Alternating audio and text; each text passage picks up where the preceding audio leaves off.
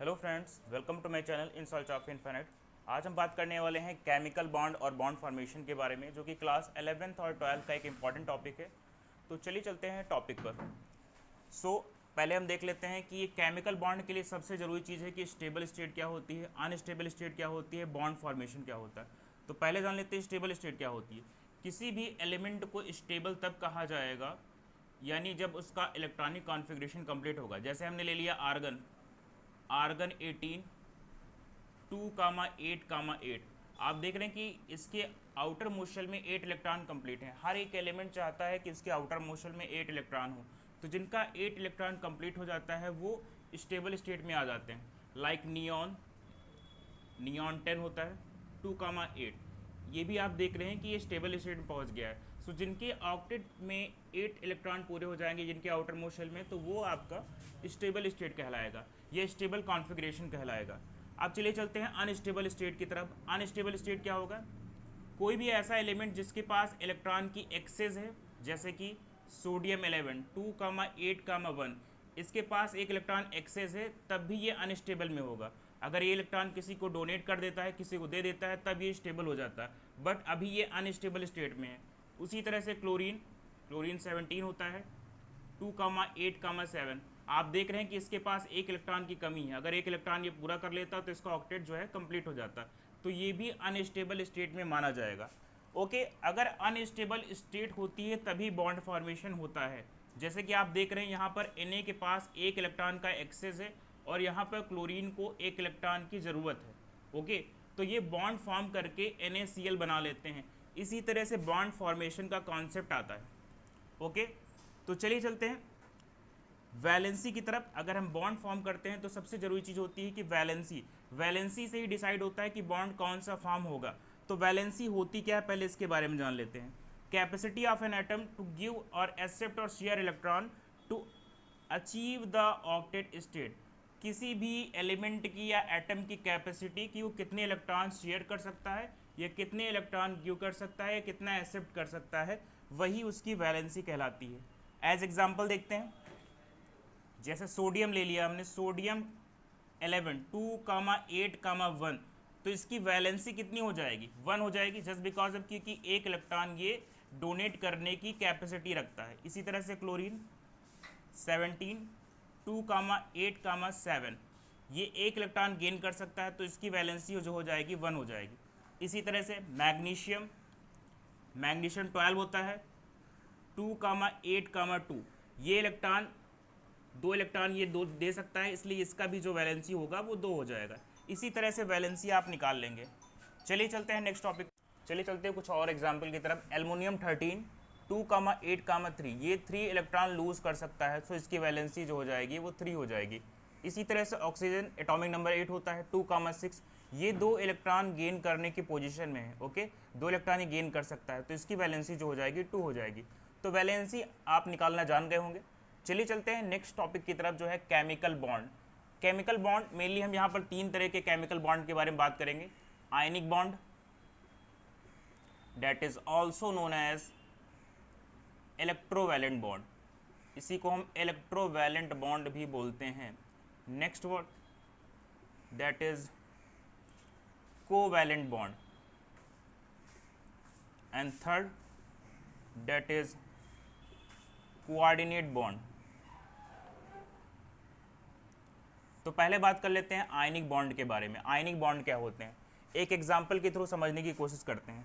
आप जानते हैं कि Na के पास आउटर मोशल में एक इलेक्ट्रॉन होता है, और क्लोरीन के पास आउटर मोशल में एक इलेक्ट्रॉन की कमी रहती है। ओके, सो आप इनके आयन दिखा देंगे, जो आयन आउटर मोशल में होंगे वो आयन यहाँ पर आप दिखा देंगे। सो Na यहाँ पर इसका एक इलेक्ट्रॉन आपने शो कर दिया, प्लस क्लोरीन के पास कितने इलेक्ट्रॉन आउटर मोशल में? 7 इलेक्ट्रॉन है, 1 2 3 4 5 6 और 7 आपने दिखा दिए। गिब्स आउट, ये इलेक्ट्रॉन यहाँ पर शेयर हो जाएगा और क्लोरीन के आउटर मोशल में 8 इलेक्ट्रॉन कंप्लीट हो जाएंगे। ये आप देख रहे हैं यहाँ पर 8 इलेक्ट्रॉन इसके कंप्लीट हो गए। ठीक है, सो ये कहा जाएगा आयनिक बॉन्ड या इलेक्ट्रोवैलेंट बॉन्ड कहा जाएगा। इसमें आयन ट्रांसफर हो रहे हैं। इसी तरह अगर Mg की बात हो जाएगी तो 2 आयन हो जाएंगे, Mg Cl2, तो Cl के पास आप जानते हैं 7 इलेक्ट्रॉन होते हैं और मैग्नीशियम के पास 2 इलेक्ट्रॉन रहते हैं। तो एक इलेक्ट्रॉन इसके पास चला जाएगा, एक इलेक्ट्रॉन इसके पास चला जाएगा और ये कंप्लीट हो जाएगा Mg, या आप ऐसे भी लिख सकते हैं साथ में ज्वाइंट करके 8 इलेक्ट्रॉन कंप्लीट हो जाएंगे।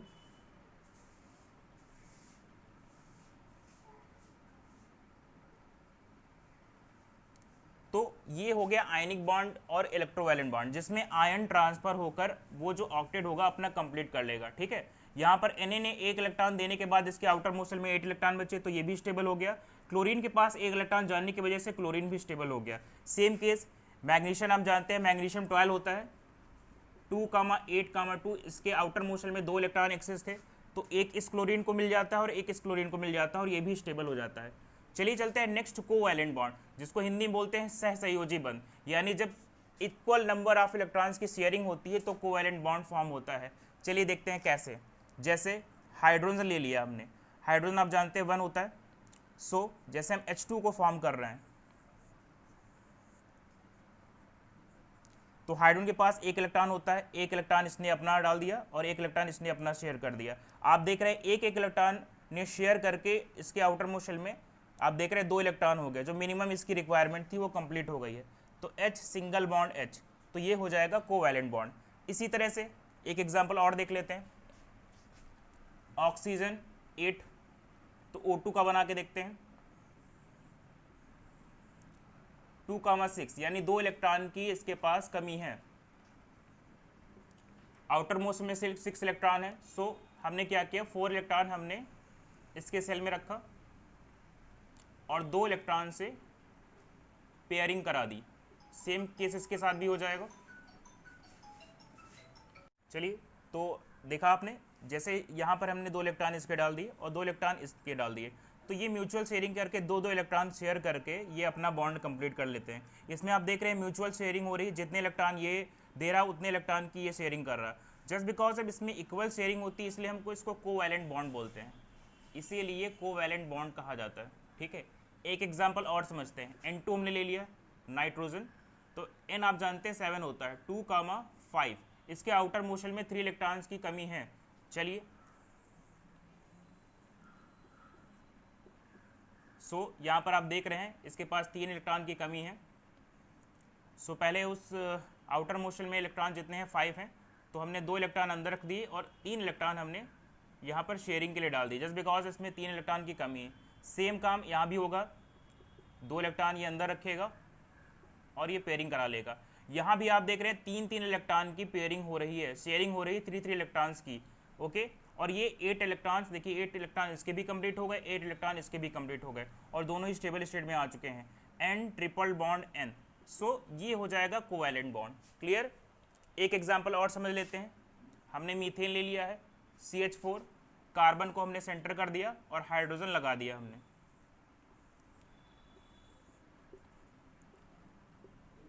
हाइड्रोजन हम जानते हैं कि हाइड्रोजन के पास एक इलेक्ट्रॉन होता है, तो एक इलेक्ट्रॉन सभी एलिमेंट्स ने अपना एक एक इलेक्ट्रॉन सेल में कंट्रीब्यूट कर दिया।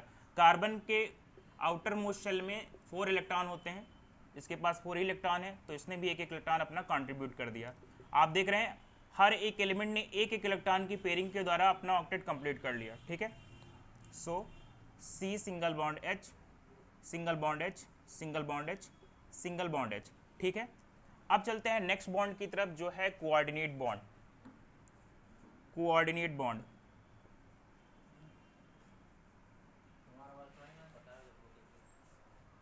चलिए देखते हैं कोऑर्डिनेट बॉन्ड। सो हमने एक एग्जांपल ले लिया है NH3, अमोनिया। सो अमोनिया में आप नाइट्रोजन देख रहे हैं, नाइट्रोजन आप जानते हैं 7 होता है, 2,5, इसके आउटर शेल में 3 इलेक्ट्रॉन की इसमें कमी है।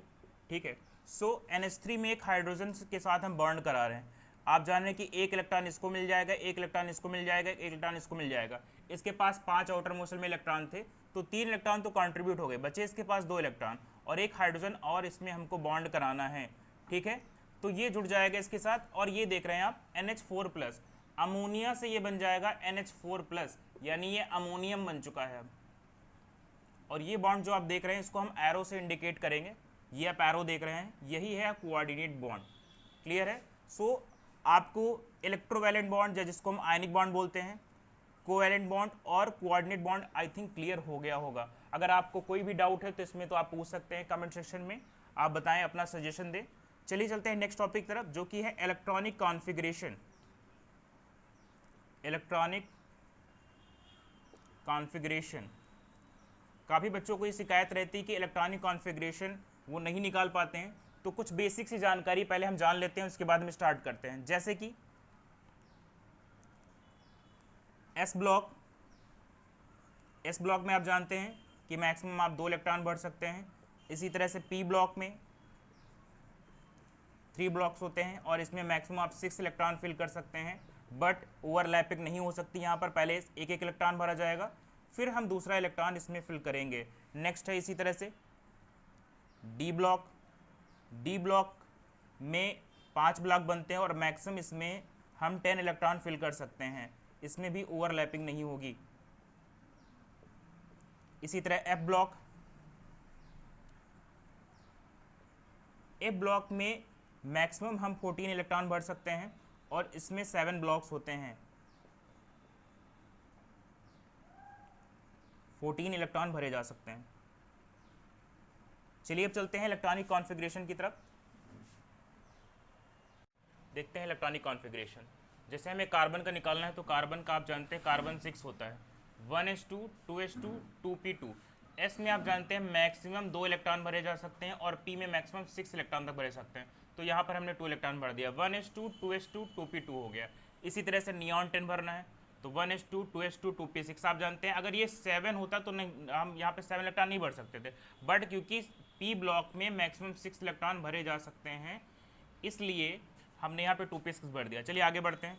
सोडियम 11 भरना है तो 1s2 2s2 2p6, just because maximum electron P block में 6 भरे जा सकते हैं इसलिए हम आगे नेक्स्ट में जाएंगे। तो ये हो जाएगा 3s1। देख रहे हैं आप 1s2 2s2 2p6 और 3s1। चलिए नेक्स्ट ले लेते हैं। Calcium 20, 1s2 2s2 2p6 3s2 और 3p6। काउंट करते हैं इसको, देखते हैं 20 हुआ कि नहीं हुआ। 2 2 4 6 4 10 2 12 6 18, अभी नहीं हुआ तो एक हम और ऑर्बिटल भर देंगे 4s2। ठीक है, अब देख रहे हैं इसका 20 इलेक्ट्रॉन कंप्लीट हो गया है। ध्यान रखिए जब भी हम 20 से अपर बनाते हैं तो एक चीज़ आप ध्यान रखेंगे, जैसे स्कैंडियम 20 का निकालना है तो आप बाकी सेल वैसे के वैसे भर देंगे, 1s2 2s2 2p6 3s2,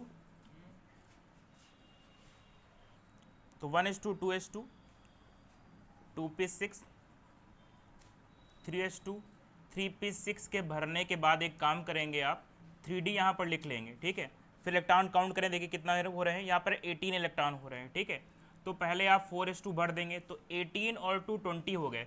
बाकी जितने इलेक्ट्रॉन बच रहे हैं वो आप डी में भर सकते हैं और डी में आप जानते हैं डी में मैक्सिमम 10 इलेक्ट्रॉन तक भरे जा सकते हैं।